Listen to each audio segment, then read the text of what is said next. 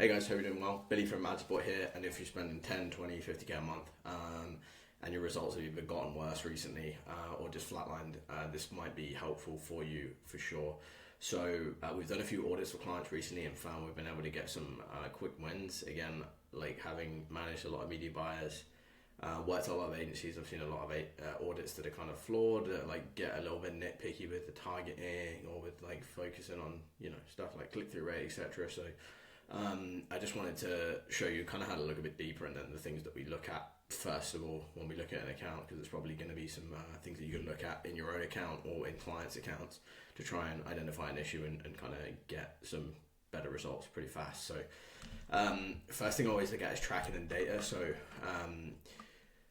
really this is two things. The first is like how accurate is the data that's being used to make decisions. So that's going to be either first-party data with UTMs or third-party tracking like Hierobars, Triple Whale, AdCom. Like there's a bunch of different options out there. So if they're passing UTMs, is that the data that's being used to make decisions?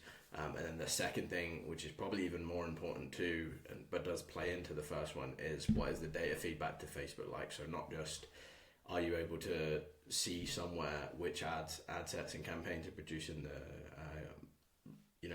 producing calls, leads, sales within KPI, and using that to make decisions and turn stuff off. But then does Facebook know the same thing? Does Facebook know which ads are producing calls, which ads are producing sales?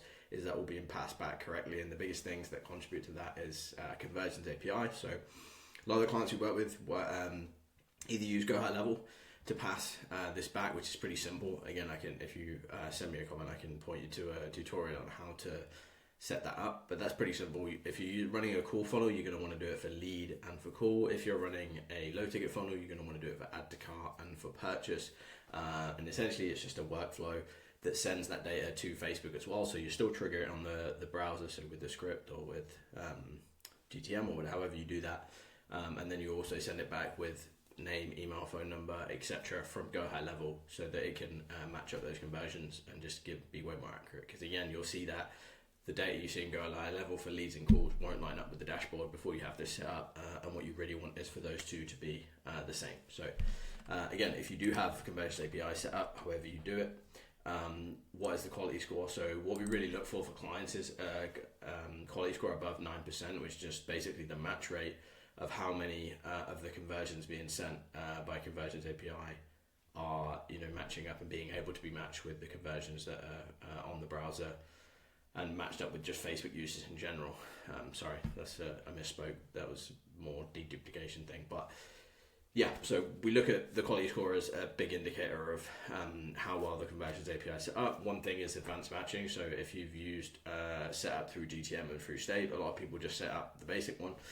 They don't have advanced matching. So for leads and for calls, you want to have advanced matching, which essentially just means sending extra parameters. So normally that's going to be email and phone number and name as well. In addition to just obviously the Facebook click ID, the conversion event, that kind of stuff. So that really helps with the match rate if you're sending that additional information. And again, you want to aim for it to be above 9. So if you have Conversion API set up and it's like 5 out of 10, 6 out of 10, 7 out of 10, it's not 9 plus out of 10, then probably something to be fixed there. Next, you want to look at deduplication. So have you set it up wrong? Is it sending double the amount of events that it should be, which is going to throw off Facebook optimization? If it thinks that an ad got 4 calls when it really got 2, that's wildly different. It's going to push spend there. You might optimize for it as well. You might turn other ads off because that did produce calls, because you're like, oh, this one's the cost is way better, and you just make an incorrect judgment. So you really need deduplication set up, not just so you can make better decisions, but also so Facebook knows exactly where the calls are coming from and how many. And then the last, obviously, litmus test of this is how close is the dashboard data to the real lead numbers in your CRM, or the real call numbers in Calendly or whatever it is, as far as which came from ads. So you really want them to be obviously 1-to-1, but Facebook is always going to be a little bit off, in my opinion. So obviously you can get it very, very close. So yeah, that's really what you want to aim for. So that's a big fix. We find that has a pretty big impact if people don't have this stuff set up. I'll go back into a specific example of exactly how it was broken, how we fixed it for a client, and the results that's led to, but we'll cover that shortly. The next is just creative depth, really, and how they're testing creatives in the account. So again, it's easy to just nitpick and go, well, the CTR is terrible, we need to test new ads, but you don't really, not go into actually what that looks like. So as far as the headline here, a lot of accounts that we see fatigue because they fatigue and performance drops off at scale because they don't have enough creative in the account. So a lot of the best accounts I've seen really only need 2 or 3 winning creatives, like base creatives, and then as long as you continue to refresh those and still look for new angles and messaging that can beat the control, they still perform over a long period of time. So it's not like you need to bring 10 winning ads, 20 winning ads in the account. It's really 2, 3, 4. It's probably enough as long as you do the right thing. So it's really a case of identifying if those have been found yet, what's happening to them, and then how we can go and find more. So the first thing is like how many winning ads are there in the account. So once we've done that, how long have they been live? If these are ads that have been running for a year, 2 years, or it's just recent and there's not that much spend going towards them, what messaging is working, what is it. This could probably be expanded a little bit more. So rather than just what messaging is working, like why are they working? So it might be a certain format of the ad, it might be a certain pain point that's being hit on, it might be that this ad calls out a certain avatar, whereas others don't.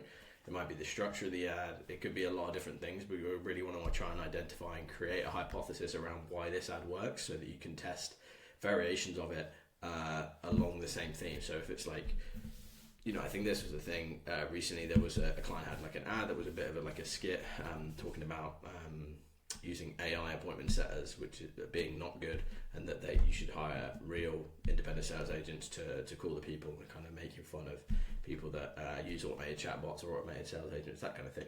I realized that was part of the ad that was working, was calling that out.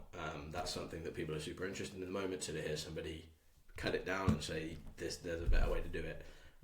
It's super topical, and I felt like that was what it worked. So we scripted some more variations based on that premise, and then once we test them, we obviously have our testing parameters, and we'll understand if that is true or if I was wildly wrong, which is fine too, and a learning lesson. And maybe it's a different part of the ad that's making it work, and not the part that I pulled out. So again, that's important.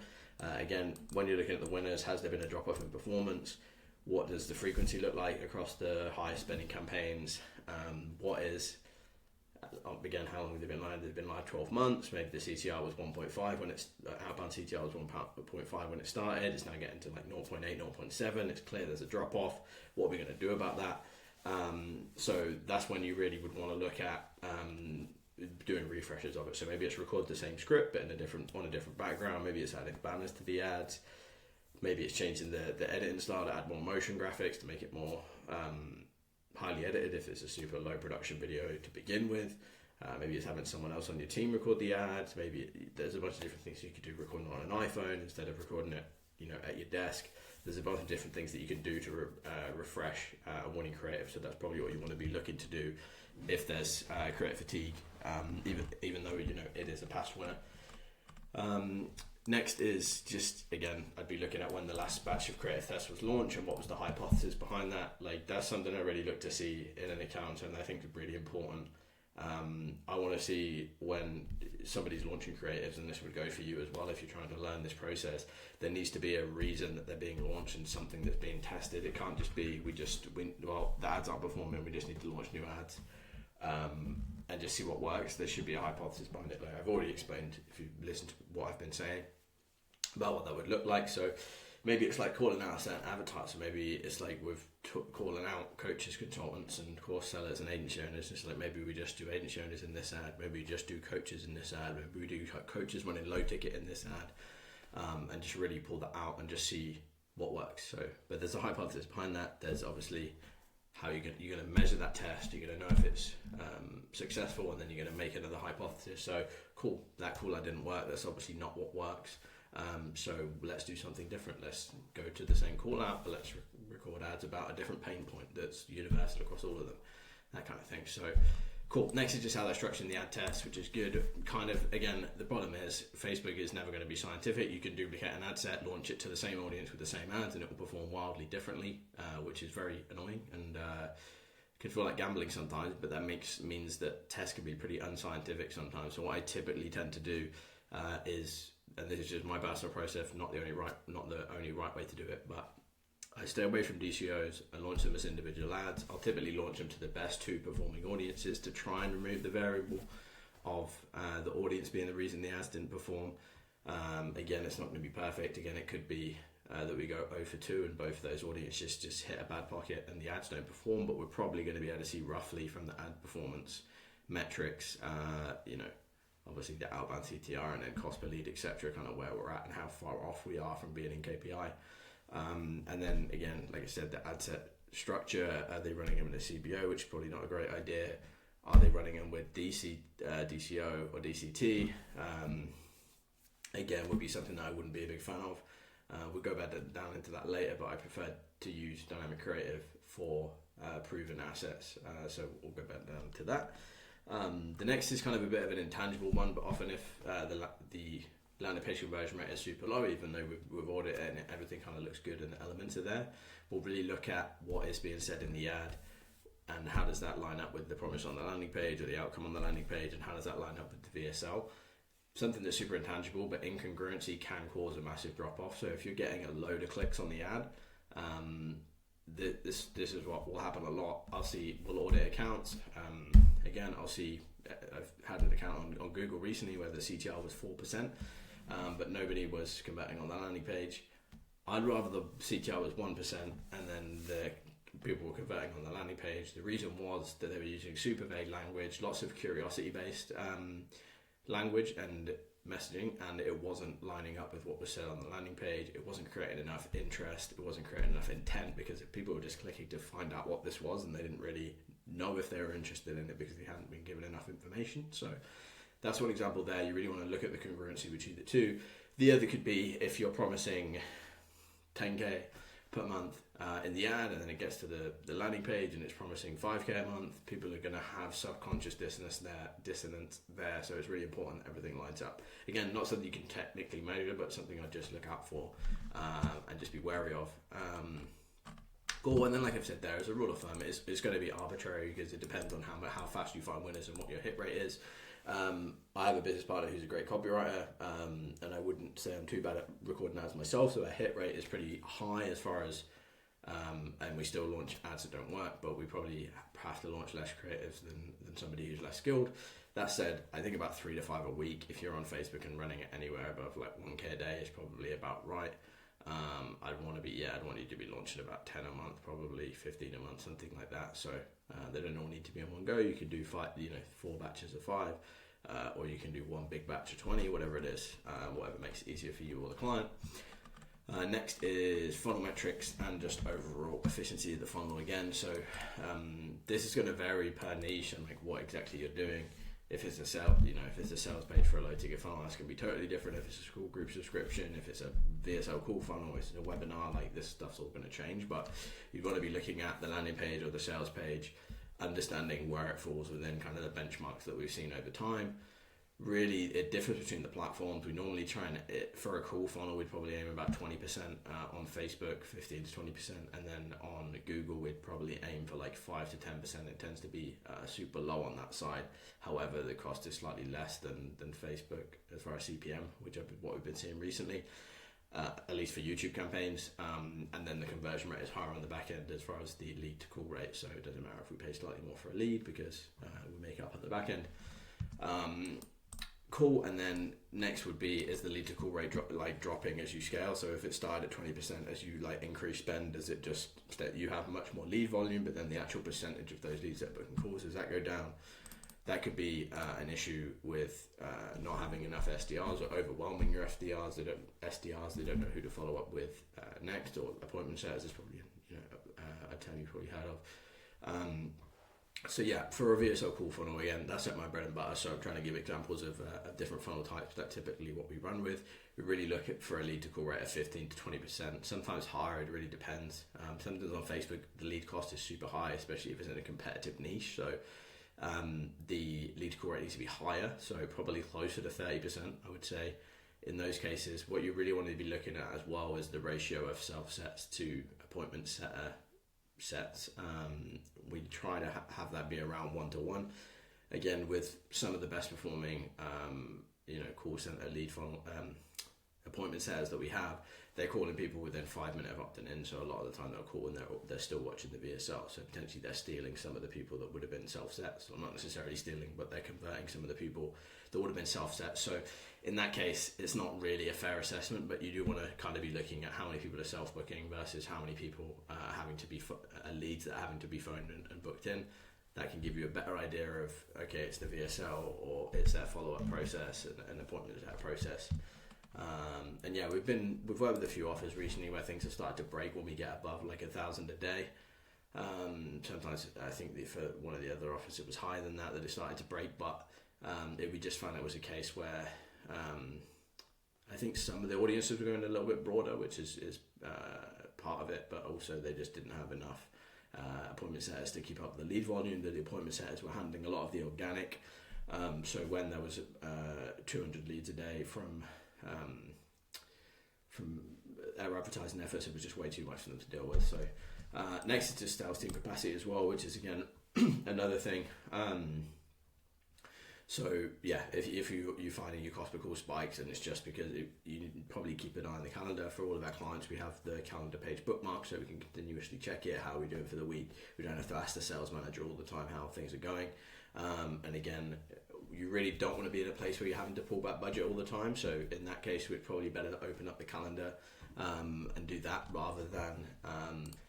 sorry about that, I just had a coughing fit and I didn't want to do it on camera. Okay, so yeah, we don't have to follow up with the sales manager and find out what the call slots are like on the calendar.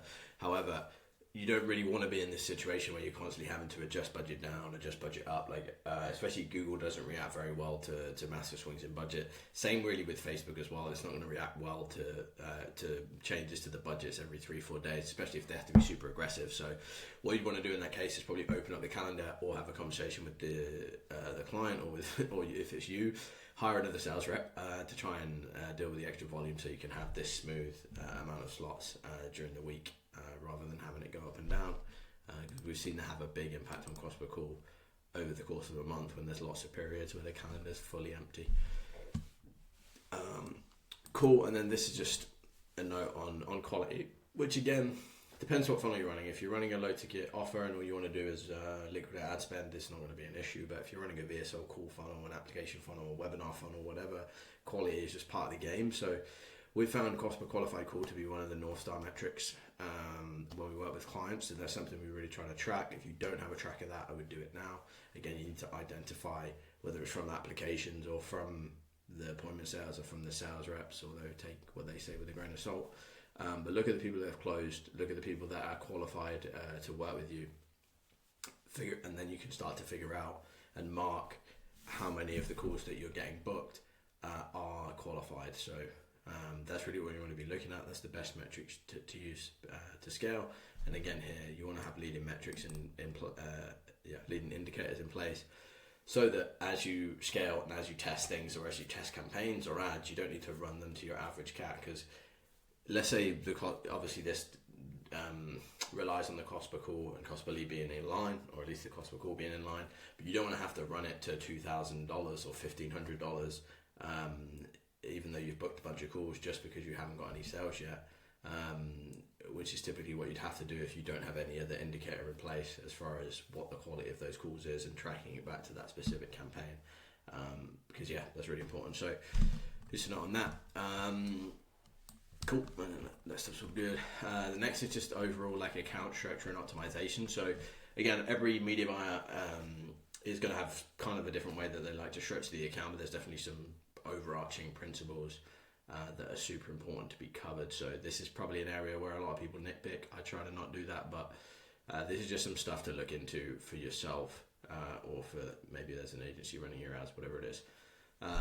So as far as campaign structure, is there clear naming conventions? It's a good thing. If someone doesn't have clear naming conventions for the ads, that's unlikely they're doing a good job or spending that much time running the ads. So yeah, I'd want to be knowing that there's clear ad set names, or at least a structure where there's campaigns or ad sets that are being scaled. There's creative and audience tests that are labeled specifically what they're for, the purpose of that ad set.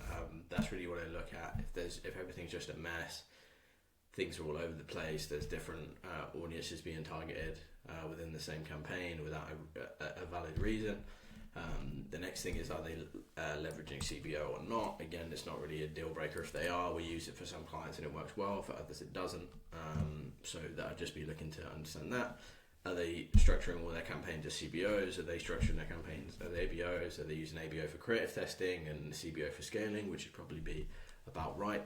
The next, is there any retargeting in place? For Facebook, we don't really see this as that important, to be honest. If you run without exclusions, often Facebook will just go after those people anyway. It understands people that interact with your Instagram page, your Facebook page, with other ads are more likely to convert, so it's going to target those people anyway. You don't really need to have a campaign specifically for that. But that's just something that's worthwhile noting. Again, if it's for Google, I'd be more concerned about their retargeting, whether it's website visitors, their YouTube channel, even traffic to the Facebook funnel with the GTM tags also there. Next is how they're structuring audiences and demographics across the account. Again, a situation I'm not a big fan of is just using Advantage Plus everywhere, especially if the age range is pretty specific for that client. And then, again, I want to be understanding how they're using audience. Are they just using, are they just letting her rip, doing the Chad media buyer thing, which is just running to super broad audiences, like 5%, 10% lookalike audiences, or just running on broad, etc. We've seen that be an issue a lot of times. If you run super broad and your ads don't get a high relevancy score, that can cause your CPMs to get super high, like $80, $100, sometimes more than that, because Facebook basically penalizing you. It wants ads that are relevant to those people at that time. And if finding people aren't engaging with your ad as far as commenting, liking, watching the video, and then they're not converting, they're going to penalize you for that. So you don't really want to. Obviously, broad works. It's something we leverage across accounts. Advantage Plus even works. We leverage it across accounts, but you just may need to make sure you're not going too far, opening the well up too much, and just getting a super low engagement rate on your ads, because it will just mess with your results. Next, which is really, really important, and again, no media buyer is going to be 100% perfect. No one's flawless. We're not machines. We are human beings. However, I just want to see a diligence as far as removing efficiency and waste from the account. A lot of the time, what will stop you from getting KPI, as long as there's not something fundamentally broken, is just waste and inefficiency. It's spend going to ads that aren't working, spend going to audiences that aren't working, spend going to campaigns that aren't working. So how are they testing creative? Are they letting things run for too long? Are they looking within the ad set at which ads are performing? Are they turning off ones that aren't working to force spend to the ones that are doing better and are in KPI? Are they running 10 different ad sets with the same audience and the same ads, and they all need to be consolidated to reduce audience overlap and probably improve results for the ones that are working best? And just, are they being diligent at all levels? Are they turning off campaigns that aren't working, or are they just letting things rip, not paying attention and not turning things off, and basically optimizing the account would be the word that I would use for that.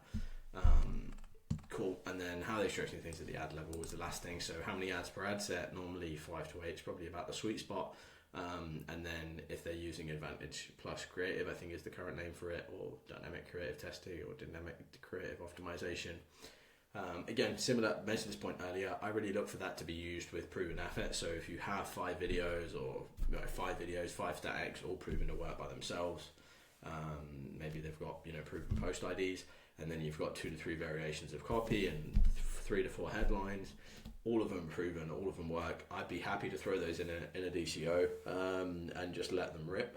But if you're using it for testing, the reporting is obviously not great, and then if you need to turn off an ad, you then need to basically remove it from the DCT, which is going to send the ad back into learning and back into review, which is not great. So I'd prefer individual ads, especially for testing, and then only keep dynamic creative for proven assets. So cool. The next thing is just if things are breaking as you're scaling, it's just really looking at your CPA and your spend, and how it increases over time. One thing to really bear in mind, which I don't think I've actually put on here, is the sales cycle. So if we find this a lot, Google moves really slow. Often if you increase the budget, it's going to be 2 to 3 days before the KPI comes back in line. So the cost per call would probably go out of whack for the first day, second day, and then on the third day, it'll become, second and third day, it'll start to come down.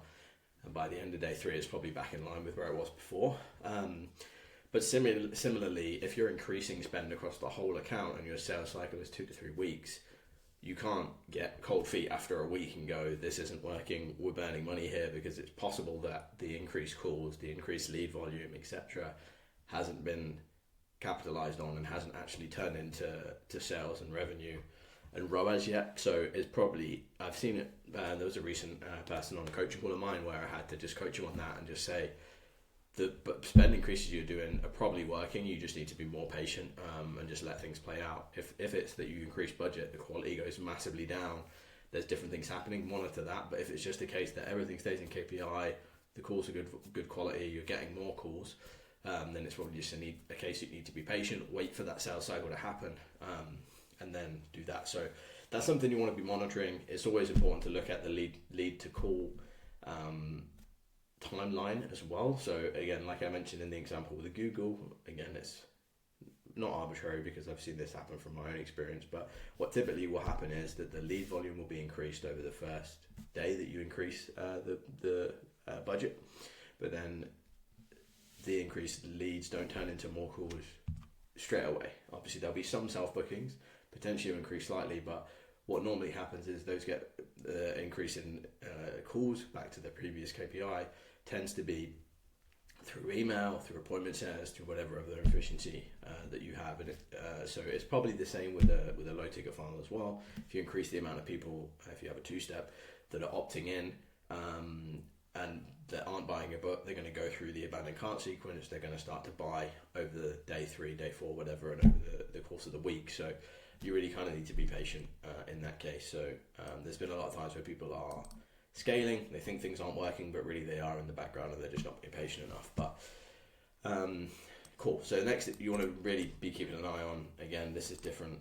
You have to wait and gather data on what's working and what's not working. But as you scale, you want to understand if your costs, as far as everything, so CPM, landing page, lead to call rate, cost per qualified call, your CAC, CPA, are they scaling linearly as you spend up? Are you expect an increase as you increase spend? That's just what happens. Is it exponential, as in things are just blowing up? Not good. Your cost per call's gone from 200 to 450, or is it plateauing? So it's about the same as what it was before. So based on that curve, you really want to look at where, again, the inefficiencies are being created. You can see there's a bit of a theme here that rather than doing more right, it's about doing less wrong. So we'd look at the lead to call rate as well. If this was a VSL call funnel, we'd really be looking at, do we have a massive drop off? Did the lead to call rate go from 20% to 10%, and we need to fix something in there? What's the landing page conversion rate as well? Are we reaching a broader audience as we scale, and we need to be more specific with the messaging, or even more broad with the messaging? What's the show up rate as well? Percentage, has that gone down? Are we reaching colder people that haven't heard of this business owner or haven't heard of this offer? And so we need to do more nurture on the call book thank you page and in the email reminders. So that's something we'd look at. And then do we need to aggressively test new creatives? Is it a case where we scale, the creative gets super fatigued, frequency goes super high, and we need to basically just test more creative? So yeah, it'd be increasing velocity, more ads scripted, more ads tested, more ads edited. Do we need to make more variations of the winners? Are they doing well but they're fatiguing, so we need to do the things we mentioned above to refresh them? Or do we need to work on new angles of messaging as well? Is there a broader avatar we need to go after? Do we need to be less specific, more specific, whatever it is? Cool. And then do we need to spend time and just work with the client to optimize the back end? So maybe all the funnel stuff is fine, and where this is breaking is the back end, and we can't afford a higher CAC or something like that, just because of the way it works. The offer's priced too low, whatever it is. So again, show rates on here. Some stuff you can do from, like we said, a funnel perspective, but a lot of that might be on the back end as far as sending personalized voice notes or Loom videos or WhatsApp messages to the prospects when they book a call. Lots of different things you can do there. What is the AOV as well? So what's your product priced at? If you're running ads to a VSL call funnel and your product's like 1,500 to $2,000, you might struggle. You really want to be closer to the 5,000 mark and above. So that's something you can look at if your program and quality and client results justify it, increasing the price of the program. And the next is LTV. Do you have a continuity product? Do you have a way to resell them? Do you have a mastermind one-to-one consultant, whatever it is that you can sell them off the back of the front end, essentially high ticket. Cool. So then that's everything. This has been pretty dry, but just wanted to jump into a real example here. So we ran the exact audit I've talked about above there for a client recently. We took over his ads. Their cost per call was creeping up and just hadn't been great recently. There was some stuff that they'd been showing us, the stuff the media buy had been done, because we speak to them on a regular basis. Some of the stuff was not looking too hot. So when we did a full audit and looked into things, there was only really one winning ad in the account. And to be honest, it wasn't getting that much of the spend. So that was one of the things we did, was just shift more budget towards the winning ad. And then again, we've scripted some new variations of that, which will be soon to launch in the account. The next thing, they were collecting the phone number in the funnel, but they weren't outbound calling the leads. I think they had SMS set up, which was good, but they didn't have a call center or appointment setters. So we implemented this.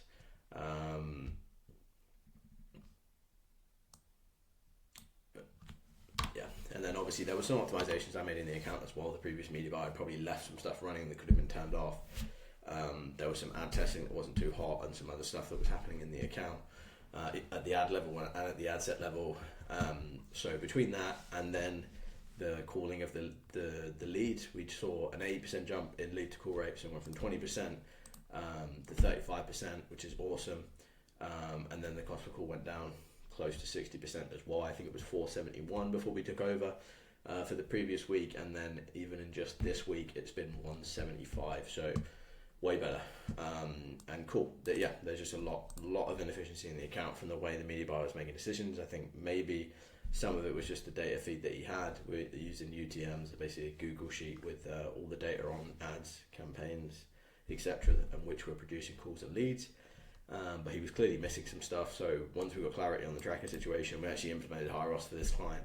And even before that, I was able to make some better decisions to trim the fat, and the cost per call immediately came down once I did that, and we've still maintained some decent volume.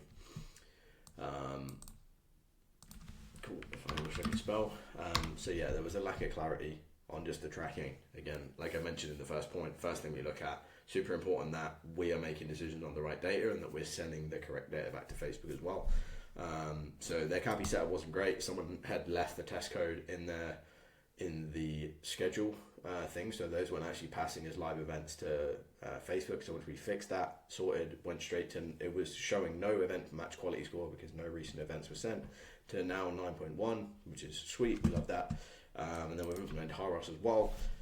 That's also sending conversions back to Facebook, which is awesome, and then just making us have, enabling us to have the most accurate data on leads and calls, so that we can make the right decisions and scale and get the better ROAS. So that's everything for today. Any comments on any of this, or if you want me to dive deeper into any of this, just let me know. Hope this is helpful. Speak to you soon.